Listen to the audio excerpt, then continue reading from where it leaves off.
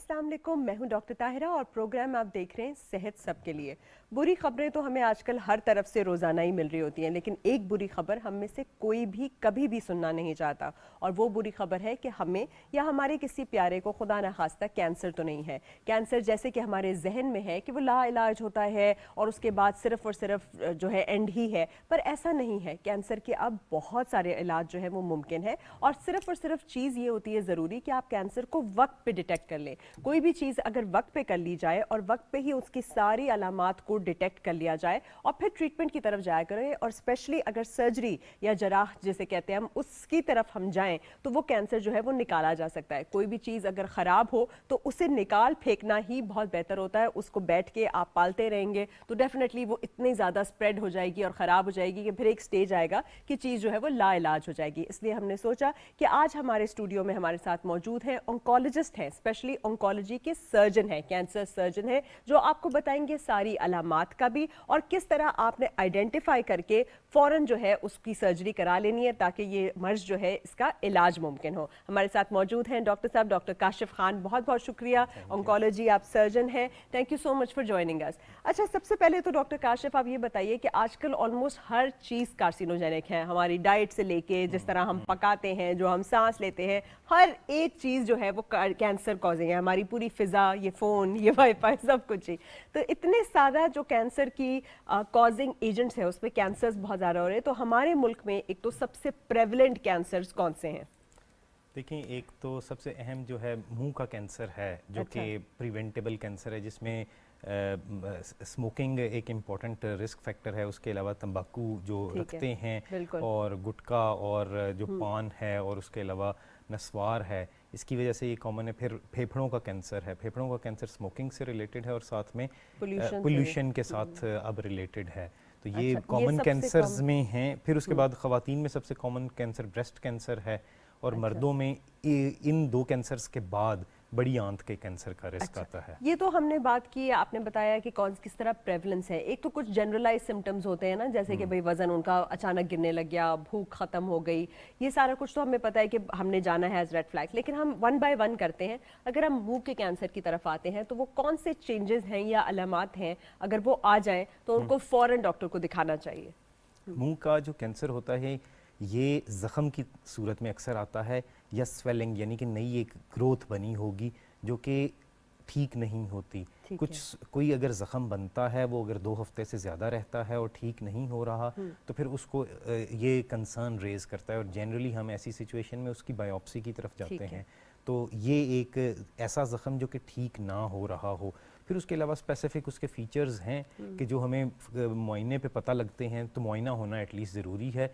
जो भी ज़ख़म है, हफ्ते से ऊपर हो गया, आप डॉक्टर के पास जाके चेक करवाएं। ऐसा कोई भी ज़ख़म जिससे खून आना शुरू हो जाए या जिसमें दर्द रहे या जिसकी शेप और साइज़ बड़ा ही अजीब सा लग रहा हो, कॉर्नर्स रोल्ड आउट वगैरह हो, तो वो अगर मुंह के अंदर किसी को या चीक में या कहीं पे भी तालू पे नज़र आए और 2 हफ्ते से ज़्यादा हो जाए और उसने सब कुछ लगा लिया, सोमोजेल भी सब कुछ लगा लिया और वो ठीक नहीं हुआ, तब वो आए डॉक्टर के पास। बिल्कुल ज़रूर। अच्छा, आप ये जब बायोप्सी करते हैं, आप एक हिस्सा निकालते हैं और उसको टेस्ट करते हैं माइक्रो, और अगर उसमें कैंसर खुदा न खास्ता निकल आता है, तो फिर क्या ट्रीटमेंट होती है ये मुंह के कैंसर की?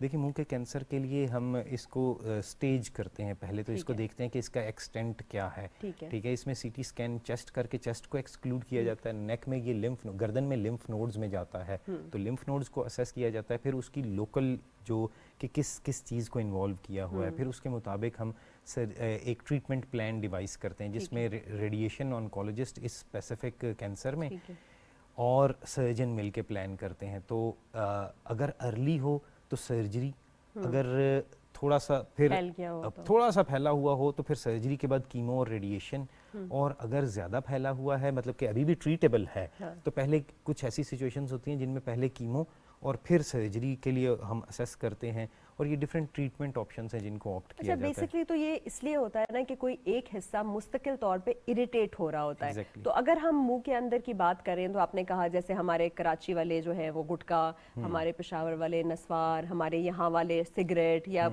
कोई ना, हमारे हर रीजन की ना कोई एक आदत है जो वो रखते हैं अपने मुंह में और कॉन्स्टेंटली उसको इरिटेट करते रहते हैं। क्या ये जो हम ब्रेसेस या डेंचर्स पहनते हैं और वो इल फिटिंग हो, सही ना हो, और वो भी इरिटेट करते रहे, तब भी ये कॉज हो सकता है? तब भी ये कॉज हो सकता है, लेकिन बहुत लेस लाइकली है, बहुत इनसे लेस ज़्यादा होता लाइकली है। और बहुत अरसे के लिए। जनरली डेंचर्स को इतने अरसे के लिए इस्तेमाल नहीं किया करता, जाता, ठीक है। तो ये ऐसा नहीं होता। ये over years and years, decade से भी ज़्यादा मैंने डेंचर्स के साथ तो नहीं देखा, लेकिन मैंने जो कि दांत खराब हो जाता है और वो अगर हर्ट कर रहा है कंटिन्यूसली, कॉन्स्टेंटली कोई जगह आपको, हाँ, वो उसके साथ मैंने ये ओरल कैविटी के मुंह के अंदर के जो कैंसर्स हैं वो देखे, डेंचर्स के साथ नहीं तो देखा आप था। क्या क्या लोगों को एडवाइस करेंगे कि भाई एक तो अपनी ये वाली हैबिट्स छोड़ें, इनके क्या सब्स्टिट्यूट्स अवेलेबल हैं कि भाई ये कैंसर इनको ना हो, क्योंकि देखिए ये तो बड़ा डेंजरस है, पूरा हिस्सा निकल सकता है और फैल सकता है जैसे आपने कहा है। तो इसमें तो निकोटीन गम्स ही हैं जो कि सूटेबल हैं, और कुछ पफ्स भी आते हैं जो निकोटीन लेवल को मेंटेन करते हैं और ग्रेजुअली लेके जाते हैं कि इनकी डिपेंडेंस कम हो सके, क्योंकि बेसिकली तो इसमें निकोटीन है जिसकी एडिक्शन होती है। चलिए निकोटीन को आप छोड़ दीजिए, ये जो आदतन चीज़ें इधर रखते हैं आप, उसमें कोई अच्छी चीज़ सौंफ रख लें, कोई मज़े की चीज़ खा लें और कोशिश करें कि मुस्तकिल किसी भी चीज़ को आप करते रहेंगे, चाहे वो ज़ख्म हो चाहे वो किसी भी चीज़ हो, तो वो इवेंचुअली जो है वो कैंसर की सूरत इख्तियार कर लेती है। अच्छा, आपने ओरल कैंसर की तो बात की, अब हम बात कर लेते हैं बहुत सारे लोगों को इधर गले का भी कैंसर होता है ना, वोकल कॉर्ड्स का भी है, तो ये कैंसर कितना प्रेवलेंट है, किन लोगों में होता है, इसके क्या सिम्टम्स हैं? ये भी अगेन जो हमारी पोल्यूशन है, स्मोक है, स्मोकिंग है, इसके साथ रिलेटेड है। ये भी काफ़ी कॉमन है और प्राइमरीली इसको हमारे ईएनटी सर्जन्स देखते हैं। इसमें वोकल कॉर्ड्स पे और इसमें आवाज़ की तब्दीली के साथ अक्सर ये आता है, और आवाज़ की तब्दीली को इग्नोर नहीं करना चाहिए। अगर इग्नोर करेंगे तो लेटर ऑन फिर ये सांस लेने में मुश्किल की फॉर्म में आता है, तो फिर वो थोड़ा और लेट हो जाता है। तो इस सिचुएशन में ये सांस की ये आवाज़ की तब्दीली एक पर्टिकुलर फैक्टर है कि जिसको किसी भी सूरत में इग्नोर नहीं किया जा सकता। तो ये जो वॉइस होर्सनेस है ये खामखा एज के साथ नहीं आ सकती, इसका कैंसर से ही ताल्लुक होता है?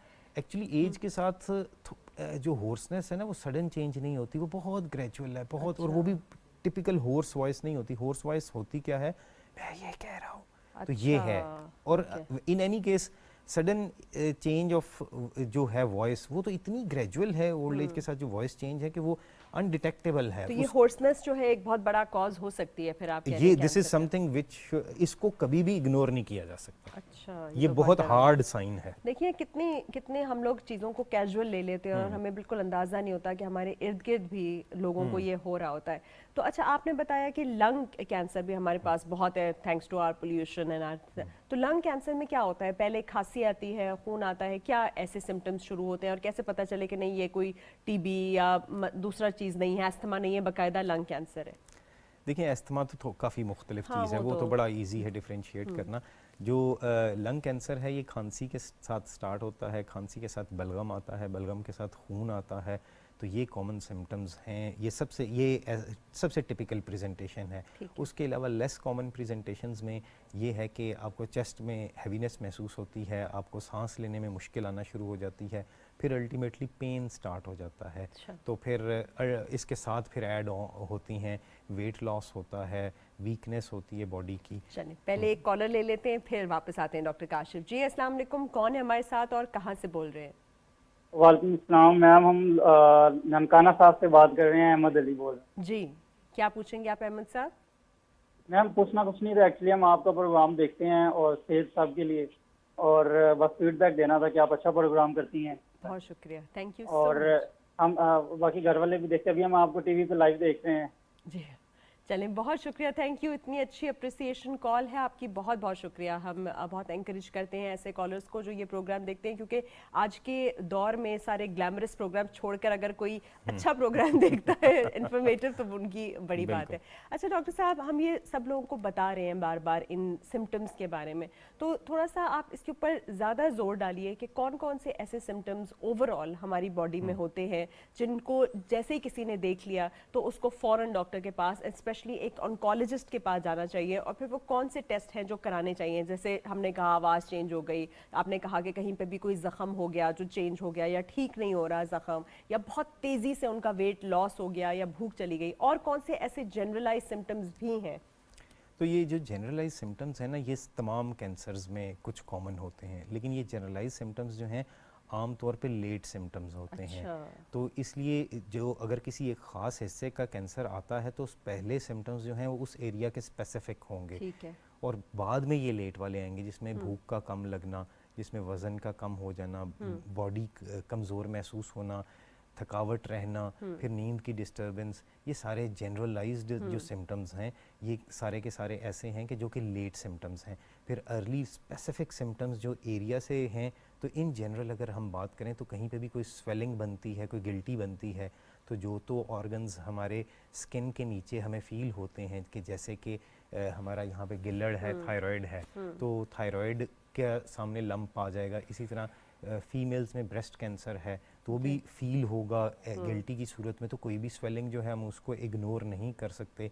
तो फिर इस तरह स्पेसिफिक ऑर्गन वाइज अगर हम चलते जाएं तो स्पेसिफिक इसमें अहम ये है कि हम जो स्पेसिफिक अर्ली सिम्टम्स हैं ना उनको ज़्यादा से ज़्यादा लोगों को बताएं। जो आपने बात की कि लंप आ जाता है या कोई गठली सी बन जाती है, हमने ये देखा है ब्रेस्ट कैंसर की सूरत में, छाती का सरतान जिसे हम कहते हैं, उसमें तो हम काफ़ी कॉमन हमें समझ आ जाती है कि भाई इधर एक लंप है और उसको वो चाहे मूव करे ना करे जो भी है आप जाके डॉक्टर को दिखा देते हैं। ये जो बॉडी पे डिफरेंट किस्म के लंप्स आ जाते हैं डिफरेंट जगहों पे, कुछ हार्मलेस होते हैं, कुछ हार्मफुल, तो आप ये कैसे डिफ्रेंशिएट करते हैं कि भाई ये जो लंप आया हुआ ये वाकई कैंसरस है और दूसरा नहीं है? हाँ, एक तो ये है कि जो बहुत सारे लंप्स कुछ लोगों में होते हैं, वो लाइपोमास होते हैं, दे आर हार्मलेस, उसमें कुछ नहीं करना होता, बड़ी उनकी मुआयने पे भी बड़ी टिपिकल सी फाइंडिंग होती है, बहुत स्लो ग्रोइंग होते हैं, मल्टीपल होते हैं, तो उनको तो वो हार्मलेस होते हैं। लेकिन अगर कोई स्वेलिंग बनती है और रिलेटिवली तेज़ी से वो ग्रो कर रही है, बड़ी हो रही है, साइज़ उसका बढ़ता जा रहा है तेज़ी से, तो वो कंसर्न का होता है। और फिर कुछ एरिया लोकेशंस ऐसी हैं कि जैसे छाती में आ गया, ठीक है, गर्दन में आ गया, कोई गिल्टी आ गई, बगल में आ गई, ग्रोइन एरिया में, ऐसे आर्म पेट्स में आ गई, तो ये सारी की सारी चीज़ें जो हैं ये लोकेशन वाइज फिर हमें अहम हो जाती हैं। अहम हो जाती हैं। अच्छा, अब हम छाती के सरतान पे अगर आते हैं तो थोड़ा सा बताएंगे कि एक तो ये शेप का चेंज होना, गिल्टी का आ जाना, और कौन कौन से ऐसे सिम्टम्स हैं जो कि रेड फ्लैग होते हैं कि भाई नहीं वाकई मुझे जाके अब मुआयना कराना है, और किन खवातीन को रेगुलरली मुआयना कराने की ज़रूरत है? देखें जी, इसमें सबसे पहले तो हम सिम्टम्स को देख लेते हैं कि क्या सिम्टम्स हैं। सबसे कॉमन सिम्टम तो छाती में गिल्टी का बनना है। ये जो गिल्टी बनती है ये साइज़ में इंक्रीज़ होती चली जाती है, बहुत तेज़ी से इंक्रीज़ तो नहीं होती कि दिनों में बढ़े, लेकिन हफ्तों में ज़रूर बढ़ती है, ठीक है, ये हो सकता है। फिर उसके साथ ये पेनलेस होती है टू स्टार्ट विद। अच्छा, एक कॉलर ले लेते हैं, फिर वापस आएंगे हम छाती के सरतान पे। जी अस्सलाम वालेकुम, कौन है हमारे साथ और कहाँ से बोल रहे हैं? जी अस्सलाम वालेकुम। यहाँ से मंगला से बात कर रही हूँ। जी पूछिए।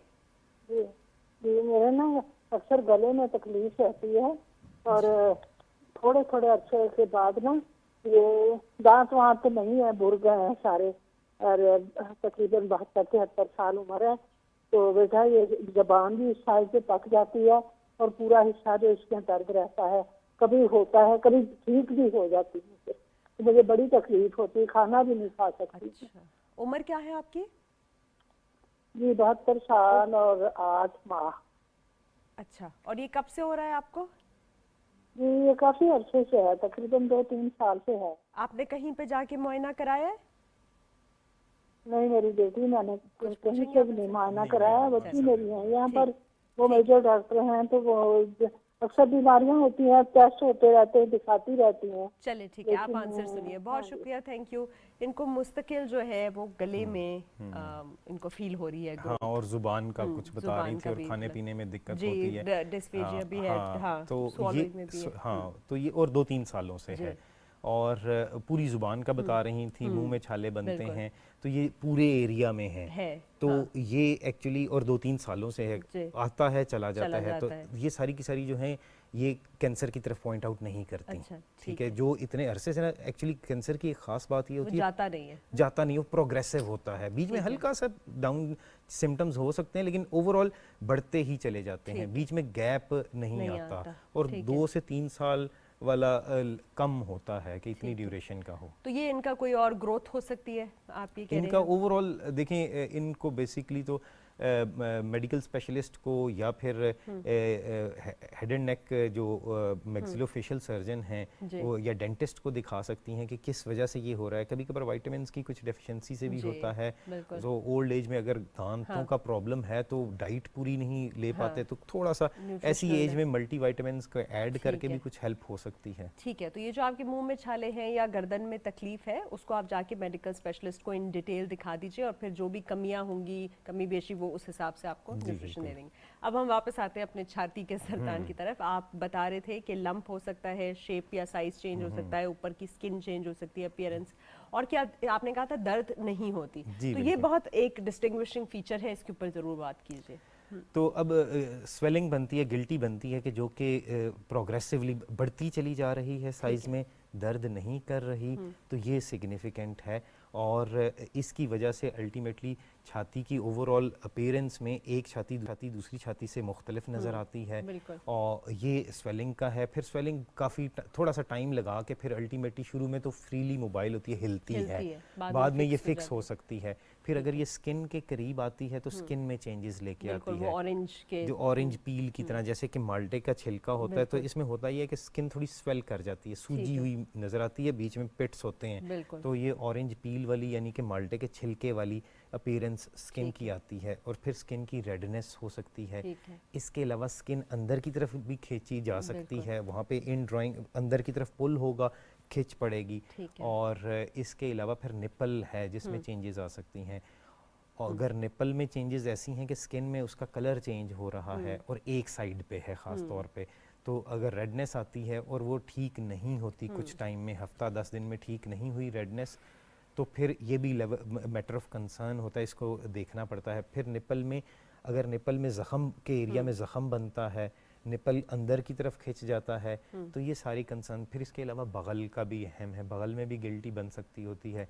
बगल की गिल्टी भी ऐसी चीज़ है कि जो रेड फ्लैग है, इसको भी इग्नोर नहीं किया जा सकता। ये सारे ब्रेस्ट कैंसर के सिम्टम्स में आते हैं। अगर कोई बंदा ये देखता है, अपने आप को रेगुलरली एग्जामिन करता है, स्पेशली उनकी फैमिली हिस्ट्री भी है और सारा कुछ, तो ये जो हम कहते हैं कि मैमोग्राम आप कराएं, बहुत लोग कहते हैं कि नहीं मैमोग्राम नहीं कराना, कुछ कहते हैं, इसको ज़रा क्लियर करें कि कौन सी एज के बाद mammogram as a regular screening, जिनको तो ये अलामात आती हैं वो तो चलो जाते हैं कराते हैं, ठीक है, लेकिन जिनको नहीं आती है और जिनकी फैमिली में है या कोई एज उनकी ज़्यादा है, तो वो उनको कब कराना चाहिए, नहीं कराना चाहिए, ये बताइए।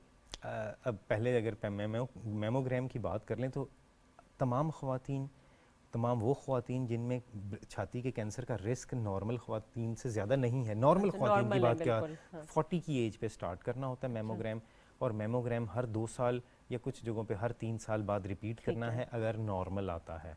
अगर कोई फाइंडिंग पिक होती है जो कि माइल्डली सस्पिशियस है, तो फिर अर्ली भी किया जा सकता होता है। तो एटलीस्ट एवरी 3 ईयरली मैमोग्राम करवाते रहना है। अच्छा डॉक्टर साहब, कहते हैं ना कि ये जो छाती का सरतान है ये most treatable kind of cancer है, इसलिए हम इसकी अवेयरनेस की ज़्यादा बात करते हैं। आप अक्टूबर में हर जगह वो पिंक रिबन देखते हैं, उसका कहने का मकसद यही होता है कि अगर आपको पहले पता चल जाए तो ये पूरी तरह ट्रीट हो सकता है। तो थोड़ा सा आप बताएंगे ताकि लोगों को ये एहसास हो कि जितनी माएँ लोगों की फौत हो जाती है इसकी वजह से, बच्चा हमेशा के लिए तबाह हो जाता है, तो वो जितनी जल्दी इसको चले जाएं डॉक्टर के पास और सर्जरी करा लें तो उसमें कोई साइड इफेक्ट नहीं है, कुछ नहीं है, ये बताइए जरूर। जी बिल्कुल ऐसे ही है। छाती का कैंसर जो है वो उसकी स्टेजेस हैं, स्टेज 1, 2, 3 एंड 4 है। द स्टेज 4 जो है, जो बिल्कुल ही लेट स्टेज है, इसमें क्योर पॉसिबल नहीं होता। और स्टेज 1 जो है वो अर्लीस्ट स्टेज है, उसमें भी गिल्टी अक्सर मरीजों को महसूस हो जाती है। तो गिल्टी महसूस हो गई, आप आ गए हैं, अगर ये स्टेज 1 है तो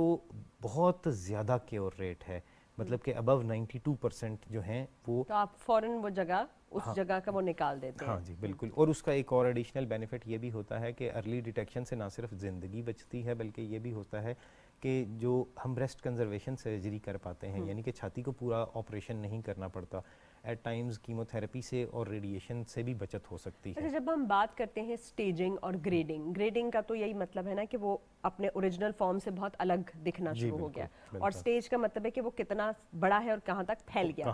अच्छा, अब आप बताइए कि स्टेज 1 और स्टेज 2 कैंसर तो चले सर्जरी से और जैसे शुआओं से या दवाइयों से ठीक किए जा सकते हैं, अगर किसी को स्टेज 3 या स्टेज 4 कैंसर हो, वो पूरे जिस्म में फैल गया, तो उसकी क्या प्रोग्नोसिस है, कितनी चांसेस होते हैं बचने की? क्योंकि जैसे वो चीज़ इंसान देखता है तो उसको बहुत ज़्यादा खौफ आ जाता है। अच्छा जी, ब्रेस्ट कैंसर में काफ़ी इम्प्रूवमेंट्स आई हैं। ठीक है। तो स्टेज 3 का जो ब्रेस्ट कैंसर है इट इज़ आल्सो ट्रीटेबल। अच्छा, तो अल्हम्दुलिल्लाह। It is there is not much, इसमें थोड़ी सी मेहनत ज़्यादा करनी पड़ती है, ट्रीटमेंट थोड़ा सा लंबा है, लेकिन it is treatable, curable. Even अब ड्रग्स ऐसी आ चुकी हुई हैं कि जिसमें स्टेज 4 का भी जो ब्रेस्ट कैंसर है उसमें भी बेहतर क्योर रेट्स आना शुरू हो गए हैं। किसी ज़माने में 10% था क्योर रेट, अब बढ़ते बढ़ते 15-20% को अप्रोच कर रहा है। तो स्टेज 4 ब्रेस्ट कैंसर भी एट टाइम्स इट्स नॉट, ये ऐसा नहीं है कि बस ख़त्म, कहानी ख़त्म होगी। तो कुछ कैंसर्स में है कि स्टेज 4 अक्सर में ऐसे है, लेकिन ब्रेस्ट कैंसर में इम्प्रूवमेंट इतनी आ चुकी हुई है कि ब्रेस्ट कैंसर का अगर स्टेज 4 भी है तो एट टाइम्स ये ट्रीटेबल होता चलिए, है। ये तो बहुत अच्छी खबर है। अच्छा, जब हम सर्जरी करा देते हैं, फॉर एग्जांपल हमने हिस्सा निकाल दिया तो वो तो इतना, अगर पूरा होता है जैसे हम रेडिकल मेस्टेक्टमी कहते हैं कि जिसमें आपने साथ बगल का भी हिस्सा निकाला जहाँ पे वो ड्रेन कर रहा था। पहले कॉलर ले लेते हैं। जी अस्सलाम वालेकुम, कौन बोल रहे हैं और कहाँ से? जी अस्सलाम वालेकुम, कौन है हमारे साथ? कॉलर की तरफ है हम।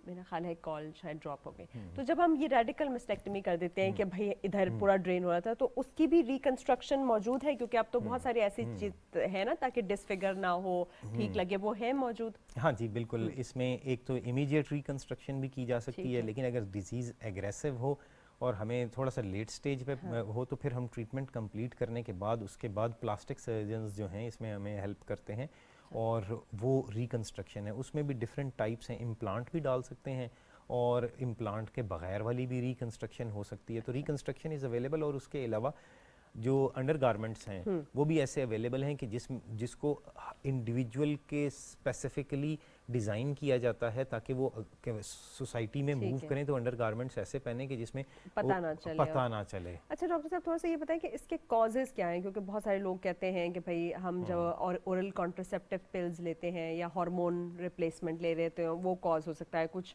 बहुत सारी ऐसी मिथ्स भी है या सही है मुझे नहीं पता कि बहुत टाइट कपड़े पहनने से या डिओड्रेंट यूज़ करने से, बट आप थोड़ा सा बताएंगे, या फिर ये ब्रेस्ट फीडिंग ना करने से। तो what are the reasons for more likelihood of these kind of breast cancers?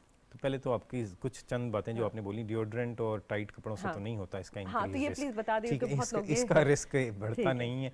फिर अगर हम देखें तो हम इसको अगर थोड़ा सा तरतीब से लेके चलें तो कुछ ऐसी चीज़ें हैं जिनको हम तब्दील नहीं कर सकते, जैसे कि एज है, बढ़ती एज के साथ हमारा रिस्क बढ़ता चला जाता है। फैमिली हिस्ट्री, फिर उसके बाद फीमेल जेंडर है, ख़वातीन में ब्रेस्ट कैंसर, इसमें इसका जिक्र सिर्फ इसलिए किया जाता है कि मेल्स में भी हो सकता है। ठीक है, तो मेल्स में अगर कोई एक साइड पे गिल्टी बनती है तो उनको भी अलार्म होना है। फिर उसके बाद आ जाता है कि फैमिली हिस्ट्री है, अगर फैमिली हिस्ट्री में ब्रेस्ट कैंसर है तो आपको ब्रेस्ट कैंसर का रिस्क बढ़ जाता है। ठीक है। फिर उसके बाद पर्सनल हिस्ट्री, अगर एक दफ़ा अगर किसी खातून को ओवरी का कैंसर हुआ है तो उसमें ब्रेस्ट कैंसर का रिस्क बढ़ जाएगा। अगर ब्रेस्ट कैंसर पहले हुआ है तो नया ब्रेस्ट कैंसर होने का भी रिस्क बढ़ जाता है। तो ये पर्सनल हिस्ट्री भी इंपॉर्टेंट आ जाती है। फिर एथनिसिटी है कि हम रेस क्या है, कहाँ रह रहे हैं हम, कहाँ के। तो वाइट पॉपुलेशन जो है यूरोप की और अमेरिका की, ये इनकी जो इंसिडेंस ज़्यादा है। लेकिन अगर हम अपने एशिया की बात करें तो हमारे एशिया में पाकिस्तान में इंसिडेंस सबसे ज़्यादा है। तो ये कोई रीज़न नहीं है कि क्यों पाकिस्तान में सबसे ज़्यादा इंसिडेंस है? May be something which has to do with कि जो वाइट रेस है, और फिर इसका एग्जैक्ट रीज़न नोन नहीं है। एनीहाउ इसको हम आगे लेके चलते हैं तो हम आ सकते हैं अब मॉडिफाइबल रिस्क फैक्टर की तरफ। अब रिस्क फैक्टर्स में जो मॉडिफाइबल हैं उनमें वॉक ना करना, यानी कि फिजिकली एक्टिव ना होना। तो अगर एक्टिव रहेंगे, आप वॉक करेंगे, एक्सरसाइज करेंगे तो इसका रिस्क आप कम कर सकते हैं। फिर उसके बाद डाइट का इम्पोर्टेंट रोल आ जाता है। डाइट में हमारे पास हेल्दी डाइट जिसमें हम प्रोसेस्ड फूड, प्रोसेस्ड मीट का कम इस्तेमाल करें, फ्रेश फ्रूट्स एंड वेजिटेबल्स का ज़्यादा इस्तेमाल करें, तो ये डाइट का रोल आ जाता है। फिर उसके बाद वेट बहुत इंपॉर्टेंट है।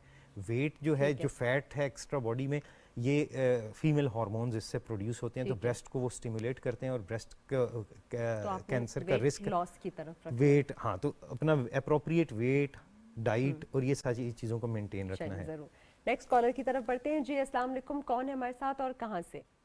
जी वालेकुम अस्सलाम, उमर फारूक हूँ, मैं लैया से बात कर रहा हूँ। जी, क्या पूछेंगे आप उमर? जी मैं ये पूछना चाहता था कि इस टॉपिक पे बात हो रही थी, मैं देख रहा हूँ आपका प्रोग्राम। जी। तो इस हवाले से ना मुझे काफी सुनने में आ रहा है, ये जो चिकन है इसका काफी रोल है कैंसर के मामले में। तो चिकन क्या इस्तेमाल करना चाहिए? बिल्कुल, बहुत ही अच्छा और रेलेवेंट सवाल है। बहुत ज़्यादा लोग ये पूछते हैं कि जो आजकल का ब्रॉयलर चिकन और जो दूध भी है और अंडे भी हैं उसमें हार्मोन्स इंजेक्टेड होते हैं और उसकी वजह से बहुत सारी खवातीन को हार्मोनल प्रॉब्लम्स, पीसीओएस, पीसीओडी होता है, तो क्या इसका कनेक्शन है या नहीं है? नहीं, इसका कनेक्शन तो नहीं है।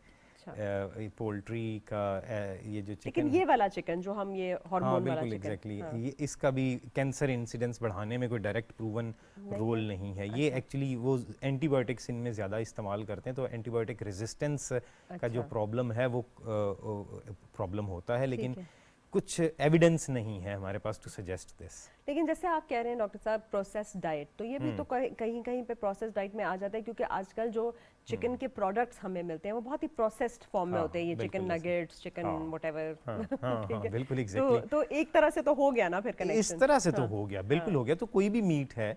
अच्छा, मुझे ये भी बताइए कि जैसे शुगर होती है, वाइट शुगर, वो कहते हैं कि वो कैंसर के लिए बहुत अच्छी होती है, कैंसर लव्स शुगर। तो अगर आप शुगर फ्री डाइट कर दें और इस तरह की रिफाइंड फ्लावर, प्रोसेस्ड मीट और शुगर फ्री कर दें तो कैंसर फाइट किया जा सकता है, क्या ये सच है?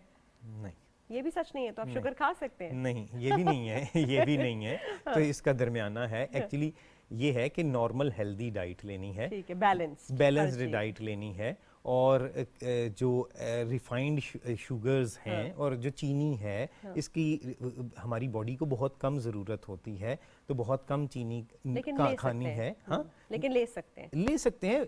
अब मैंने, लेकिन इसके साथ मैं एक थोड़ा सा पॉइंट आउट कर दूं। एक रिसेंटली मुझे काफ़ी अपनी क्लिनिकल प्रैक्टिस में देखना ये पड़ रहा है कि कुछ कैंसर के मरीज़ हैं जिनको डाइट इतनी कम कर देते हैं। कुछ लोग बताते हैं कि ये खाना पीना इसका बंद कर दो, इसकी डाइट कम कर दो, कैंसर मर जाएगा। और एक्चुअली बंदा ही मर जाता है, बंदा ही वो, हाँ। तो कैंसर जो है आपकी बॉडी को ड्रेन करके उसमें से सारी एनर्जीज निकाल लेगा। तो एक्स्ट्रा शुगर्स नहीं लेनी, शुगर बहुत कम लेनी है। शुगर प्रॉब्लमेटिक तो है, लेकिन रोटी डाइट से ख़त्म नहीं कर देनी, ठीक है। अच्छी, हाँ, बैलेंस्ड डाइट तो लेनी है। तो बहुत ये याद रखिए कि ये जो फैट किस्म की डाइट्स हैं और फजूल किस्म के लोग जो हैं वो बैठ के ये बोल रहे होते हैं ये ले लें, फलाना ले लें, ये ढम्मा, तो ऐसे नहीं करना। एक प्रॉपर डॉक्टर के पास जाके सर्जरी और उस तरफ आना है। अच्छा, हमने ये तो बात की छाती की सतार की, हम बात कर रहे थे ग्रेडिंग और स्टेजिंग की, शायद बात कर रहे थे, आप बता रहे थे। तो थोड़ा सा मुझे ये बताइए कि कौन से टेस्ट्स होते हैं बताने के लिए कि भाई कितनी स्प्रेड हो गई है बॉडी में, फॉर एग्जाम्पल सीटी है, MRI है, वो कौन से टेस्ट है जो बताते हैं कि भाई ये फैल गया है? एक्चुअली चले हम एग्जांपल ब्रेस्ट कैंसर की ही ले लेते हैं। तो ब्रेस्ट कैंसर में हम स्टेजिंग के पॉइंट ऑफ व्यू से तो एक लोकल स्टेजिंग है कि लोकली कितना फैला हुआ है, उसमें हम मेमोग्राम और अल्ट्रासाउंड का इस्तेमाल करते हैं और उससे हमें और क्लिनिकली मुआयना भी करते हैं। फिर उसके बाद हम FNAC वगैरह वो बायोप्सी, हम बड़ी नीडल से कोर बायोप्सी लेते हैं, वो तशखीस के लिए है, उस पे तशखीस करते हैं और उसके अलावा उसमें ग्रेडिंग कर सकते हैं, ग्रेड कितना करीब है, करीब तर है, ठीक है। तो उसमें हम एग्रेसिवनेस का अंदाज़ा लगाते हैं। तो अगर हम स्टेज का और ग्रेडिंग में फ़र्क ये होता है, स्टेज ये है कि फैलाव कितना है। फैलाव पहले तो लोकल अल्ट्रासाउंड और मेमोग्राम के साथ देख लिया, फिर बॉडी में बाकी जगहों पे फैला तो नहीं हुआ, तो उसमें हम ब्रेस्ट कैंसर में बोन स्कैन करते हैं कि बोन्स में स्प्रेड तो नहीं हुआ। अल्ट्रासाउंड करके लिवर को देखा जाता है, CT स्कैन छाती का करते हैं और देखते हैं कि लंग्स में तो नहीं फैला हुआ। चंद एक लोगों में अगर प्रॉब्लम आ रही हो कोई ब्रेन से रिलेटेड, तो MRI ब्रेन कुछ मरीजों में कराया जा सकता होता है। और फिर कहीं पे अगर एम्बिग्विटीज़ हैं या कोई हमारा मैनेजमेंट प्लान कुछ कॉम्प्लिकेटेड है, तो फिर PET CT स्कैन का भी इस्तेमाल किया जा सकता होता है। अच्छा, बहुत सारे लोग जो है बहुत खौफजदा होते हैं इन शुआओं से, रेडिएशन से, कि हमारा जिस्म जल जाएगा, बिल्कुल काला रंग हो जाता है। फिर कीमोथेरेपी को लेकर होता है कि बड़ा पेनफुल प्रोसेस है, बाल गिरते हैं, ज़्यादा तबीयत ख़राब हो गई हर कीमो के बाद। तो थोड़ा सा ये एक्सप्लेन करेंगे कि क्या ये चेंजेस टेम्प्रेरी हैं, क्या ये परमानेंट है, या वक्ती तौर पर शायद कीमो के उनके इफेक्ट्स असरात आ रहे हो लेकिन इवेंचुअली वो उससे बेहतर हो जाते हैं? एक्चुअली ये सारी की सारी चीज़ें जो है ना टेम्परेरी हैं। ठीक है, वेरी गुड। ये बात आप बताइए ज़रूर, क्योंकि लोग इसकी वजह से कीमो नहीं कराते कि नहीं हम कैंसर से मर जाएंगे लेकिन इस कीमो से नहीं मरना चाहते। ये उनके पास, उनके जहन में है ये चीज़। जी, कल एक मेरे पास मेरी पेशेंट आई थी जिनको कुछ अरसा पहले मैंने ट्रीट किया था, और वो मेरे पास आई तो अब उनको कोई नहीं पहचान सकता था कि उनको कोई मसला था, ठीक है। उनको ओवरी का कैंसर था, और उसके लिए उनकी पहले एक सर्जरी हुई, फिर कीमो लगी, फिर सर्जरी हुई, फिर कीमो लगी, और उन्होंने बहुत मुश्किल वक्त देखा। वो किसी और पेशेंट के साथ आई हुई थी। अच्छा। तो शी वो अब उनको देख के कहीं से नहीं लग रहा था कि वो कहीं से पेशेंट हैं। तो शी उनके बाल भी सारा कुछ वापस आ चुका हुआ था। तो मेरा तो मशवरा ये होगा कि आप नेक्स्ट किसी प्रोग्राम में किसी से कैंसर सर्वाइवर को भी बुलाइएगा, ताकि क्योंकि मैं जो कुछ बोलूँगा ना वो actually it would be difficult to believe. और जो इस स्टेज से गुजरा हुआ है जो बताएगा। नहीं, ये तो बड़ा इंपॉर्टेंट पॉइंट है, क्योंकि बहुत लोग इस खौफ से फिर जो है ना ट्रीटमेंट की तरफ नहीं जाते, चाहे वो कीमो हो चाहे रेडिएशन हो। तो आपने बिल्कुल सही बात की है। अच्छा डॉक्टर साहब, ये तो आपने पूरा इन डिटेल बताया ब्रेस्ट कैंसर को, बड़ी अच्छी बात है कि लोग इसको सर्वाइव करें। ये जो ओवेरियन कैंसर है या सर्वाइकल कैंसर है, और हमारे यहाँ, अच्छा चलें पहले कॉलर ले लेते हैं। जी अस्सलाम वालेकुम, कौन है हमारे साथ और कहाँ से? जी अब्दुल रहमान संधू, कामरा अटक से। जी अब्दुल रहमान ये साहब, आपसे पूछना था, ये प्रोस्टेट का जो कैंसर होता है या जेंट्स को प्रोस्टेट हो जाता है, जी तो वो उसके क्या निशानियां हैं कि इनको कैंसर हो गया, या उसकी क्या हिफाजती तदाबीर है? ठीक है, बहुत शुक्रिया। बहुत ही रेलेवेंट और अच्छा सवाल, बहुत कॉमन है बिल्कुल प्रोस्टेट कैंसर। तो ये बताइए भाई, पेशाब रुक रुक के आना, आगे पेशाब के साथ खून का आना, तो ये ऐसे सिम्टम्स हैं कि जिस पे आपको यूरोलॉजिस्ट के पास पहुंच जाना चाहिए। यूरोलॉजिस्ट जो हैं वो जब भी उनके पास पेशेंट आता है इस प्रॉब्लम के साथ, तो जनरली एक ब्लड टेस्ट करते हैं और एक अल्ट्रासाउंड ख़ास किस्म का होता है। तो वो प्रोस्टेट, दो प्रोस्टेट में प्रॉब्लम्स मेन होते हैं कि और एक यानी कि प्रोस्टेट में कैंसर नहीं है, वैसे ही प्रोस्टेट साइज में बढ़ गया और रुकावट कर रहा है। दूसरा प्रोस्टेट का कैंसर है। तो जब भी प्रोस्टेट के किसी प्रॉब्लम के साथ आते हैं पेशेंट्स, तो यूरोलॉजिस्ट जो हैं वो प्रोस्टेट कैंसर को सबसे पहले एक्सक्लूड करेंगे। उसमें एक ब्लड टेस्ट कराएंगे, एक अल्ट्रासाउंड कराएंगे, और आमतौर पे इससे बड़ी जल्दी पता चल जाता है। तो अगर आपको पेशाब रुक रुक के आ रहा है, या फिर बार बार आ रहा है, या पेशाब करने के बाद भी फील हो रहा है, या टपक रहा है, या खून आ रहा है, या इस तरह की कोई भी तकलीफ है, और साथ कमर में भी दर्द हो रहा है, वजन कम हो रहा है, तो आप यूरोलॉजिस्ट के पास जरूर जाइए। और जैसे उन्होंने बताया कि या BPH हो सकता है, जो कि इतना खतरनाक नहीं और दवाइयों से ठीक हो सकता है, या फिर PSA जैसे वो टेस्ट होता है, वो करा के वो देखते हैं कि वाकई कैंसर हो, तो उसकी सर्जरी भी मुमकिन है। जब हम ट्यूमर मार्कर्स की बात करते हैं जैसे PSA, तो ये बताएंगे आपके ये जो ब्रेस्ट के होते हैं 125 और फलाना और इतने सारे 19, तो ये सारे जो ट्यूमर मार्कर्स हैं ये कितने रेलेवेंट हैं? इनको करा लेना चाहिए अगर हमें किसी किस्म का भी शुबा है कहीं के भी कैंसर का कि नहीं? एक्चुअली ये इनके बारे में ना थोड़ा सा केयरफुली हो, ऐसे नहीं है कि हम ये कह दूं कि ये करवा लें आप, और तो एक्चुअली ये बहुत ज़्यादा स्पेसिफिक नहीं होते। अच्छा, ठीक है, ये किसी और जैसे CA125 है, ओवरी के कैंसर का ट्यूमर मार्कर है, ये और डिजीज़ में भी बढ़ता है, लेकिन ओवरी के कैंसर में काफ़ी ज़्यादा बढ़ता है। और तो इसकी इंटरप्रिटेशन काफ़ी सारे पेशेंट्स, काफ़ी सारी ख़वातीन मेरे पास आती हैं जो कि CA125 करवाया होता है, 35 तक नॉर्मल होता है, 39 आया हुआ है, एंड दे आर इतनी डरी हुई आती हैं। तो उसको आपने under the guidance of a doctor इसको करना है, और उससे बहुत ज़्यादा अलार्म नहीं हो जाना। तो इसको इतने स्पेसिफिक नहीं है, मतलब हाँ, ये सारे इतने ट्यूमर स्पेसिफिक मार्कर्स नहीं है कि आप खुद से टेस्ट करवाएं और खुद से ही डर के बैठे हों, और इतनी बुरी हालत में लोग आते हैं, इतने डरे हुए। एंजाइटी एक्चुअली कैंसर के लफ्ज के साथ बहुत ज्यादा जुड़ी हुई है। जी अस्सलाम वालेकुम, कौन है हमारे साथ और कहां से? जी मैं मोहम्मद अशरफ बात कर रहा हूँ सरगोदा से। जी क्या पूछेंगे अशरफ साहब आप?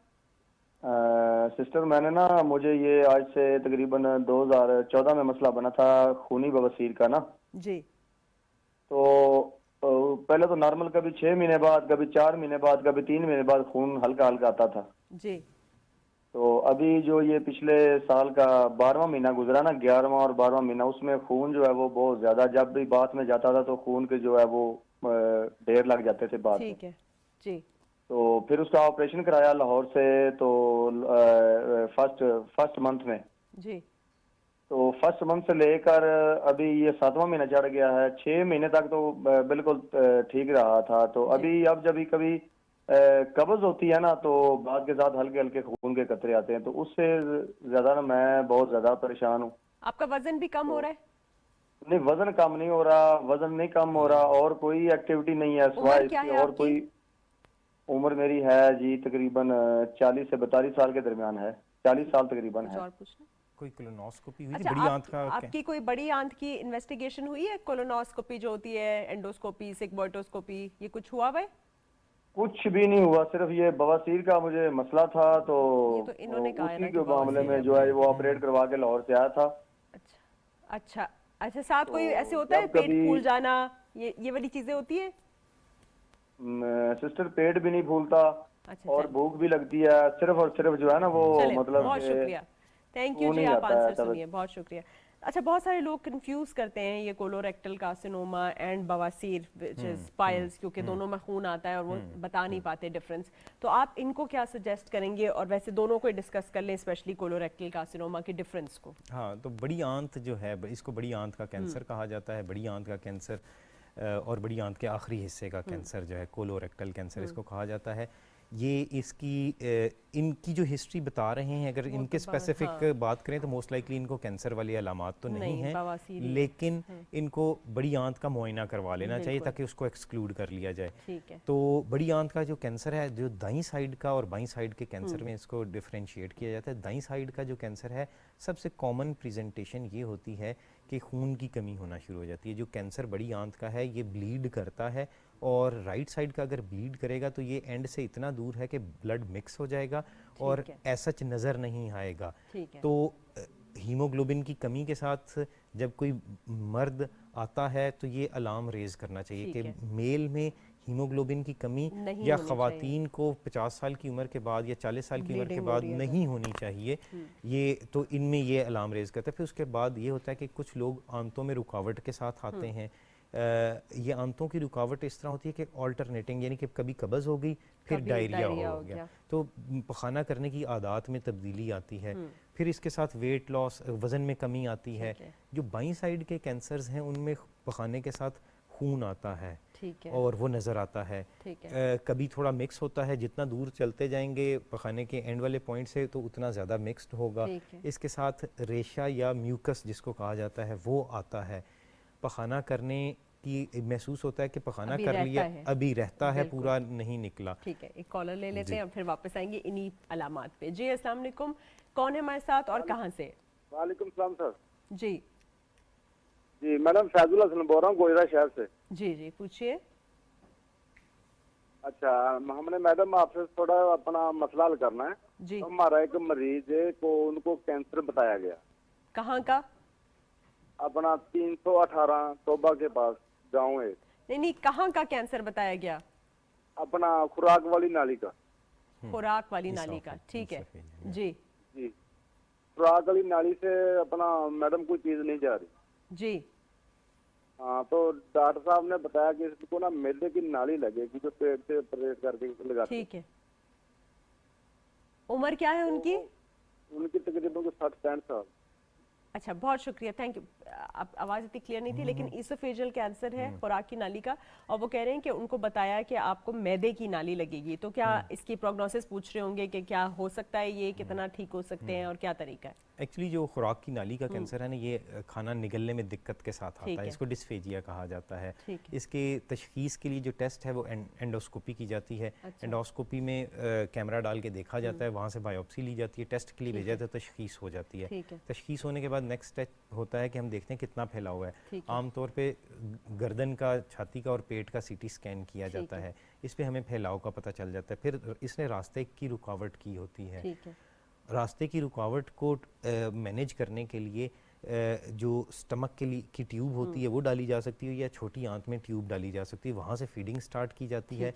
एक ये ऑप्शन होती है। दूसरी ऑप्शन ये होती है थोड़ी रिलेटिवली कॉस्टली, कि स्टेंटिंग की जाती है, कि जहाँ पे है उससे आगे अगर वायर चली जाती है तो स्टेंट डाल दिया जाता है, तो खाने का रास्ता खुल जाता है। और ये वाले जो कैंसर खुराक की नाली के कैंसर्स होते हैं, इनके लिए पहले आजकल ट्रीटमेंट जो है वो ये है कि पहले कीमो रेडिएशन दी जाती है, फिर सर्जरी की जाती है। और इसकी सर्जरी से जब वो कह रहे हैं कि निकाल के मैदे में डाल देंगे तो वो हो जाता है।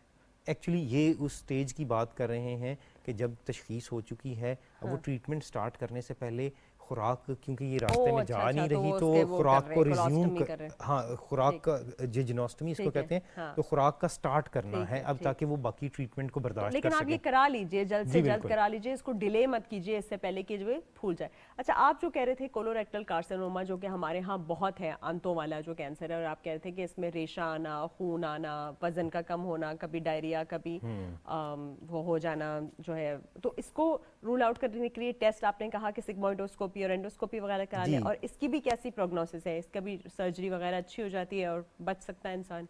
इसका भी प्रोग्नोसिस जो है बहुत अच्छा है ठीक है। और पिछले कुछ सालों से 10 डेकेड से ये बहुत इम्प्रूवमेंट आई है इसमें, ठीक है। और ये भी अब बिल्कुल मैनेजेबल डिजीज़ है, क्योरेबल डिजीज़ है, तो इसका अर्ली डायग्नोसिस ही इम्पॉर्टेंट है। अच्छा, अब मैं पूछूंगी मेरे पास, अच्छा जी अस्सलाम वालेकुम, कौन बोल रहे हैं, कहाँ से? कॉलर की तरफ है हम। अस्सलाम वालेकुम। जी वालेकुम सलाम, जी पूछिए। जी मैं अपने भाई के रिलेटेड पूछना था जी। कि उनके ना प्लेटलेट्स बहुत ज्यादा हो गए थे, हम्म, फिर 14 लाख हो गए थे, अब थोड़े से कम होके 10 लाख पे हैं, जिसकी रेंज 4 लाख और समथिंग होनी चाहिए। जी तो हमने डॉक्टर के कहने पे बोन मैरो भी करवाया, JAK2 पॉजिटिव उनका आ गया, तो उससे रिलेटेड पूछना था। डॉक्टर तो सिर्फ अभी तक लोप्रीन और पानी का ही कह रहे हैं, तो इससे रिलेटेड डॉक्टर क्या कहते हैं ये बताएं। ठीक है, बहुत शुक्रिया। जी डॉक्टर साहब।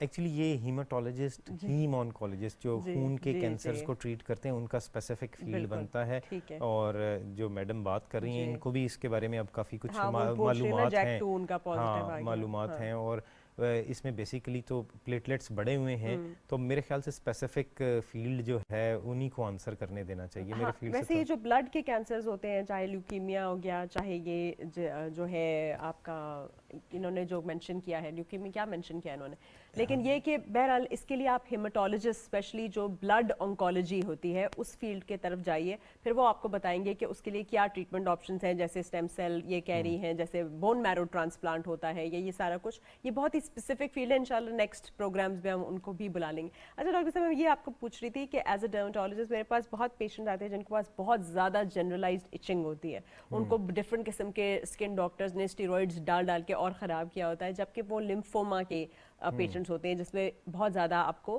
खारिश होने लगती है ओवरऑल। तो थोड़ा सा लिम्फोमास और स्पेशली ये हॉचकिन और नॉन हॉचकिन लिम्फोमा की भी थोड़े से सिम्टम्स बता दें, जो लो ग्रेड फीवर है, ये सारा कुछ, और इसकी भी तो प्रोग्नोसिस काफ़ी अच्छी होती है, इसके बारे में भी बात करते हाँ हैं। जी, लिम्फोमा एक्चुअली मेरे फील्ड से थोड़ा सा मुख्तलिफ है। हाँ। मेरा इसमें ये है कि जो स्किन Surgical- में या लिम्फ नोड्स में जब आता है तो हमारे जी। पास पेशेंट्स प्रेजेंट करते हैं, बिल्कुल। फिर हम इनका की तशखीस में हम इन्वॉल्व होते हैं, जी। यानी कि लिम्फ नोड की बायोप्सी जब चाहिए ठीक होती है है। या स्किन की बायोप्सी जब चाहिए होती है, तो हम ये बायोप्सी लेते हैं और हम पेशेंट्स को जब आते हैं तो उनको सस्पेक्ट करके उनको एडवाइस भी ये चीज़ें करते हैं कि हम आपका लिम्फोमा के लिए वर्कअप करना चाहते हैं। तो इसमें लो ग्रेड फीवर, हल्का बुखार होता है जो शाम में बढ़ जाता है, भूख कम लगती है, पसीने आते हैं, Night ठीक है, sweats वगैरह हाँ, भी, तो शाम को पसीने आते हैं, तो इसका तशखीस जो है स्किन की बायोप्सी अच्छा, और ये जो स्किन की बायोप्सी पे वैसे भी फिर लिम्फोमा के लिए भी स्पेसिफिक जो है ऑन्कोलॉजिस्ट, स्पेसिफिक और ऑन्कोलॉजिस्ट इसका अब प्रोग्नोसिस, इसके आउटकम्स बहुत अच्छे हैं, ठीक है, वो बहुत लोग अच्छे अच्छी हैं, कीमो है और अच्छी सारा कीमोथेरेपी है, बहुत अच्छे आउटकम्स हैं। ये इसके डरना नहीं चाहिए भी, इससे। इसका तो बिल्कुल भी डरना नहीं चाहिए। हाँ। लिम्फोमा से चले, आपने बिल्कुल नहीं डरना। अब ये जो बेसल सेल कार्सिनोमा होता है कि एक जगह जो बहुत ज़्यादा एक्सपोज्ड है, सन को नहीं है, उसके अजीब ब्लैक कलर के ऐसे रोल्ड आउट मार्जिन सा है, एक ऐसा जख्म है जो बहुत ही डरावनी दिखने वाला जख्म है, उसको आप पूरी तरह एक्सरसाइज भी कर देते हैं कि नहीं? जी बिल्कुल, इसको पूरा बेजल सेल कार्सिनोमा का जो है ये स्किन पे बनता है और रिलेटिवली थोड़ा सा स्लो ग्रोइंग होता है, और लेकिन बढ़ता चला जाता है, नीचे की तरफ भी बढ़ता है, हर तरफ बढ़ता है। बहुत कम सूरतों में ये फैलता है, आमतौर पर ये फैलता नहीं है कि जी बाकी बॉडी में फैल जाए, लेकिन ये वहीं पे लोकली एग्रेसिव होता है। इसकी ट्रीटमेंट पूरा का पूरा इसको सर्जिकली निकालना ही होता है। बहुत छोटा हो तो ईजियर हो जाता है, अगर थोड़ा बड़ा हो तो फिर हमें प्लास्टिक सर्जन्स को ऑन बोर्ड लेना पड़ता है, ख़ासतौर पे अगर फेस पे हो तो ये टोटली ट्रीटेबल कंडीशन है। अच्छा, एक कॉलर ले लेते हैं। जी अस्सलाम वालेकुम, कौन बोल रहे हैं और कहाँ से? जी अस्सलाम वालेकुम, जी गुलरेज बात कर रहा हूँ, जी मरी से। जी, क्या पूछेंगे आप? डॉक्टर साहब, बात यह कि मुझे तकरीबन 12-13 साल से बवासीर की शिकायत है। पहले तो मुझे इस तरह कोई इतना शुरू था, अभी आप ज़्यादा जो है ना बाद पखाने में खून भी आता है, और उसमें यह है कि मैं डॉक्टर साहब से बात करना चाहता हूँ कि क्या मुझे ऑपरेट करवाना चाहिए या मेडिसिन से ये ठीक होगा? और अलामात भी हैं साथ, जैसे डॉक्टर साहब ने बोला था कि भाई कभी डायरिया हो गया, कभी पेचिश हो गई, कभी कब्ज हो गया, रेशा आ गया, दर्द हो गया, ऐसा कुछ है साथ? जी, दर्द भी, मुझे कमर में भी दर्द होता है और ये पट्टे जो है इनमें दर्द होता रहता है और कब्ज ज्यादा रहती है। और वजन भी कम हो रहा है? वजन कम हो रहा है अभी, और तेजी से भूख कम भी हो। नहीं लगती? भूख बाद तो बहुत तेज लगती है, बाद लगती भी नहीं है। और उम्र क्या है? उम्र मेरी 52 साल। 52 साल, बहुत शुक्रिया जी। इनके तो काफ़ी सारे सिम्टम्स हाँ, हम तो इनके केस में तो हमें बड़ी आंत का जो मुआयना है क्लोनोस्कोपी से वो करवा लेना चाहिए। ठीक है। और जो बवासीर के मरीज़ होते हैं उनमें सबसे अहम बात, सबसे पहली ज़रूरत ये होती है, सबसे इम्पॉर्टेंट पॉइंट ये है कि बड़ी आंत के कैंसर को एक्सक्लूड करना। ठीक है, ये अगर हमें पता चल जाए कि ये सिर्फ बवासीर है, बड़ी आंत का कैंसर नहीं है, तो अगर हमें ये तसल्ली मिल जाए तो हम पेशेंट को बता दें कि हमने क्लोनोस्कोपी कर ली, बड़ी आंत का कैंसर नहीं है। अब बवासीर में की ट्रीटमेंट में थोड़ा सा डिले भी कर देता है, थोड़ा इग्नोर भी कर देता है, तो कोई इतना बड़ा फ़र्क नहीं पड़ता, वो चीज़ें मैनेज हो जाती हैं। तो इवन बवासीर की जो मैनेजमेंट में टॉप प्रायोरिटी होती है एक्सक्लूडिंग कोलोरेक्टल कैंसर ही होती है। ठीक है। अब हम बात कर रहे थे ओवेरियन और सर्वाइकल कैंसर वाली, तो उस पर भी थोड़ा सा बताइए, ये भी बहुत कॉमन है हमारे यहाँ, पैप स्मीयर वगैरह भी नहीं होता। जी तो बिल्कुल। उसके बारे में क्या बोलेंगे? फीमेल्स के जो कैंसर्स हैं उनमें ओवरी का कैंसर है, हमारे यहाँ ओवरी का कैंसर काफ़ी कॉमन है। ओवरी का कैंसर जो है 50s और 60s की एज में कॉमन है, आमतौर पे 60s में आता है। और जो ओवरी का कैंसर है ये पेट के निचले हिस्से में खिंचाव, दबाव, बोझ, दर्द, ठीक है, थोड़ा बहुत दर्द, छोटा पेशाब करने में मुश्किल, कमर में दर्द जो परसिस्टेंट रहता है, इसके बड़े वेग किस्म के सिम्टम्स होते हैं, क्लियर कट सिम्टम्स नहीं होते। और ये अगर मैं सारे सिम्टम्स ऐसे बताने लगूं तो लोग कहेंगे ये तो मेरे में भी हैं, लेकिन ये फिर उसके बाद ये है कि इसका अगर सस्पिशन हो, शक हो, फिर उसके अलावा ये है कि जो माहवारी वाली जगह है वहाँ से इस एज में ब्लीडिंग होना, ये बड़ा ही हार्ड साइन होता है। अगर ये हो तो ये रेड फ्लैग है। ठीक है, तो इस सूरत हाल में डॉक्टर के पास तो अल्ट्रासाउंड करने से, CA 1 to 5 का टेस्ट करने से हमें जनरली पता चल जाता है कि हमें नेक्स्ट। और इसके लिए भी फिर आप पूरी जैसे रेडिकल हिस्टेरेक्टमी वगैरह करा लें तो ठीक हो जाता है? जी बिल्कुल। इसमें ओवरी का कैंसर जो है इसमें सर्जरी भी है, कीमोथेरेपी भी है। तो स्टेज 1 और 2 में तो पहले सर्जरी की जाती है, स्टेज 3 में पहले हम जनरली पहले कीमोथेरेपी देते हैं और फिर उसके बाद ऑपरेट करके सर्जरी करते हैं। और स्टेज 3 का जो कैंसर होता है उसके भी क्योर रेट्स बड़े अच्छे हैं ओवरी के कैंसर के। तो हम जो बात कर रहे हैं कि हर चीज़ कार्सिनोजेनिक है, थोड़ा सा अब हम वाइंड अप करने लगे, थोड़ी सी वो चीज़ें, आदतें बता दें, वो चीज़ें बता दें जो हमने अवॉइड करनी है ताकि हम कैंसर से बच सकें। ठीक है, देखिए तमाम कैंसर्स की अगर बात की जाए ना तो फिज़िकली एक्टिव होना बहुत इम्पॉर्टेंट है। चलते फिरते रहें, फिज़िकली एक्टिव रहें। देख लें कि आपने दिन में कितने स्टेप्स किए हैं, आप हफ्ते में 3-4 दफ़ा वॉक करने गए हैं कि नहीं गए। फिज़िकली एक्टिव होना, अपना वेट को बहुत कंट्रोल में रखना है। ओवर वेट बंदा जो है ना वो हर किस्म के कैंसर्स को एक्सपोज है, बड़ी आंत का कैंसर और फिर उसके अलावा ब्रेस्ट कैंसर है, एक बच्चादानी का एंडोमेट्रियल कैंसर है, ये होता ही ओवरवेट लोगों में है।